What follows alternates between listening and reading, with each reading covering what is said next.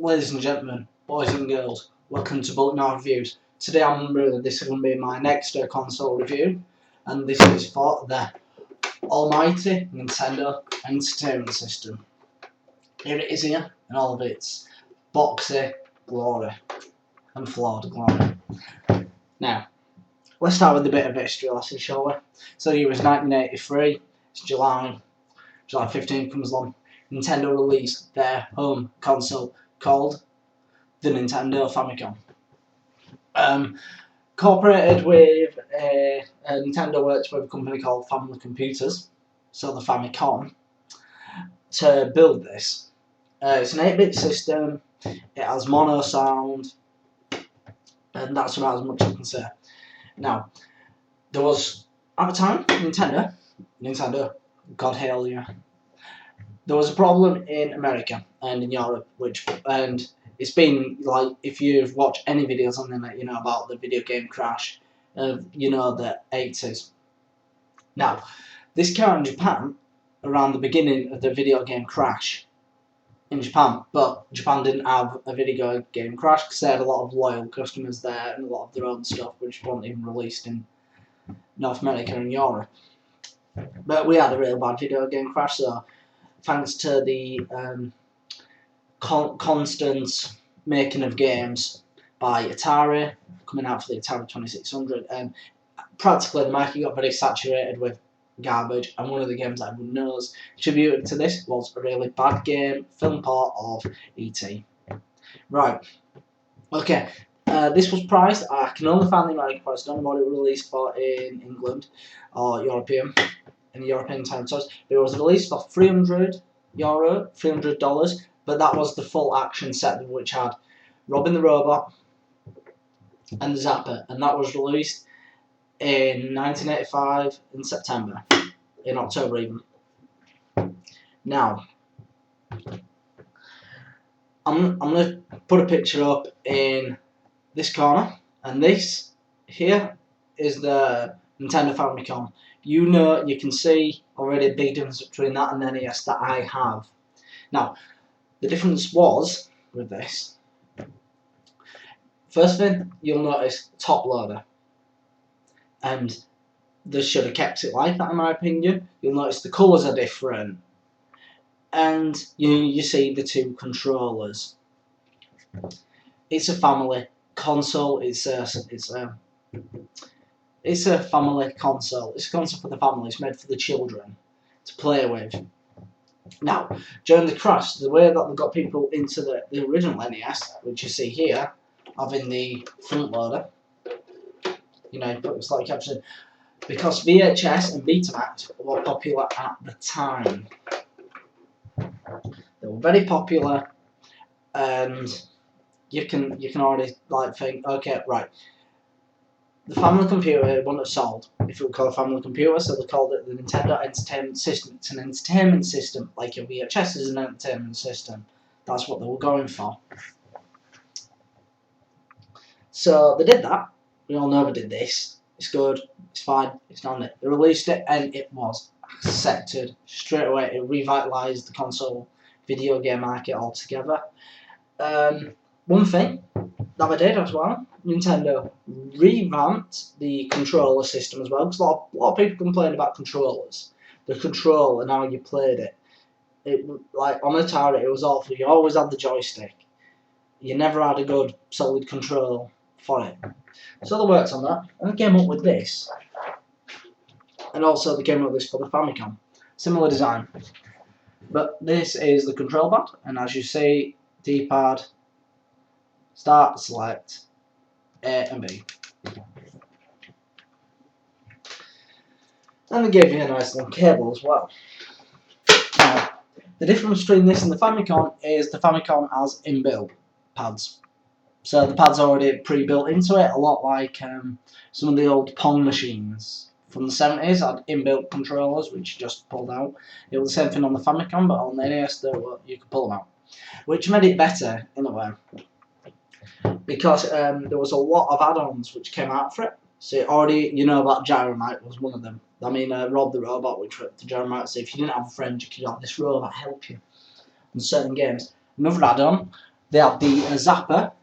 First, it was released in grey for the first lot, and then they had to change it to red because the grey looked too much like a real gun, and Nintendo didn't want to be associated with violence. So they just changed the colour of the gun, so scrapping it. Okay. And they released this for the arcade feel. The NES Advance. This is my original one. I remember getting this years and years and years ago. If I can find a date, because that's the one I got it. So brand new. But yeah, this came out, but all I can say, it's bloody awesome. I actually preferred this like control. I like the feeling when I'm playing a Teenage Mutant Hero Turtles 2. You know, the arcade game, and you're there, you've got a joystick, and it's nice, it's big, you can stop on the table and just have so much fun. Now,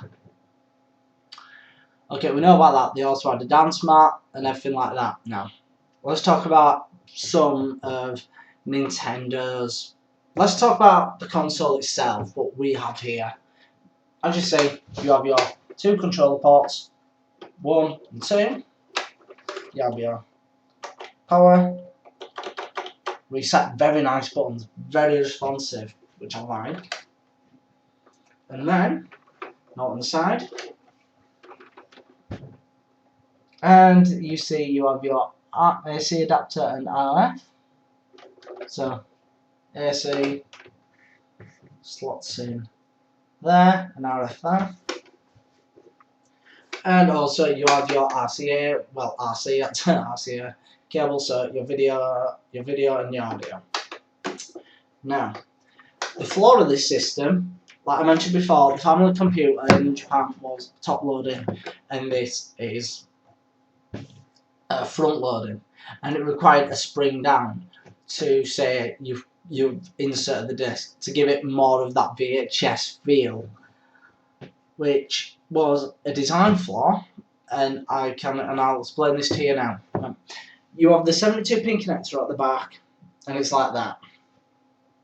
You slot the game in, and it's like that now, but you have to push it down. What happens when you push something down? It goes like that, bends the pins up, and they become loose, and you lose contact.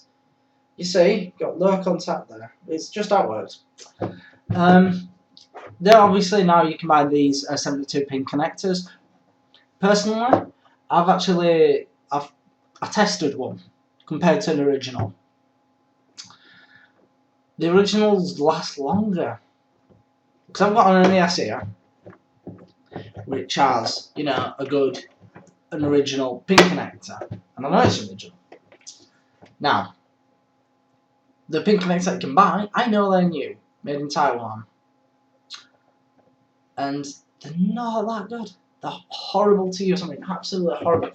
They'll last you a good couple of months, but they'll break every year. You'll have to replace it. But I found a good fix actually for that problem. The problem is always it has trouble reading the cartridge for the region lockout. So you always get this blinking screen. Now, I solved this by disabling it. I will put a link below about how to disable it, and if you are interested in it, I recommend giving it a try. I will not be accounted for any consoles that break or are damaged in this. If you do this, it is at your own risk. I knew that when I did mine, and if I broke this, I would have been upset, but I thought I'd give it a try. Luckily, I knew what I was doing. Now, I'm going to make part 2 is going to be about the games that I have, and I'm going to be talking about more of the games and how they're set up, how games were released. But I'm going to talk about the last add-on I would like to talk about, and that actually connects underneath here. Now, I know you can see it's got the plastic there.